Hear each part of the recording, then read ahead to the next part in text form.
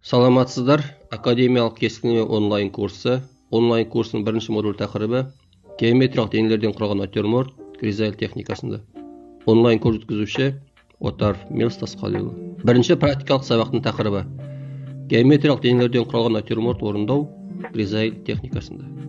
Натюрморт дегеніміз француз тілінен натюр морте өлі табиғат деген мағына береді.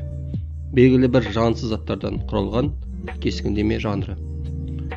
Кескіндемелік жұмыс орындамас бұрын бір түспен орындау техникасын меңгеру керек.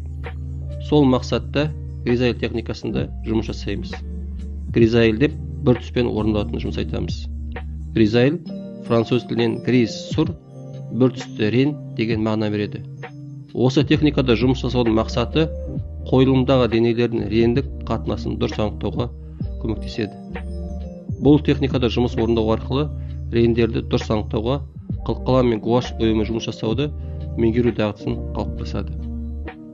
Яғни ең ашық реннен ең қою ренді ажырата білуге үйренеді. Осы әдісті меңгеру арқылы кескіндемеге көшу кезінде өз нәтижесін береді. Академиялық кескіндеме курсында қарапайым натюрморт орындаудан кейін күрделі натюрморт орындау тапсырмасы беріледі. Алдымызда қарапайым геометриялық денеден құралған натюрморт берілген. Практикалық жұмысқа кіріспес бұрын кіші өлшемді долбарлар салудан бастаймыз. Оның мақсаты ұсақ детальдарға мән бермей, негізгі рендік қатынасын табу мен композиция орналастыру ережелерін меңгеруді үйрену. Салынған долбарлар ішінен ең сәтті шыққан композицияны планшетке түсіреміз.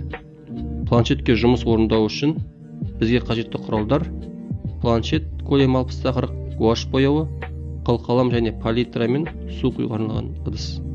Осымен бірінші практикалық сабақ тапсырмасы аяқталды.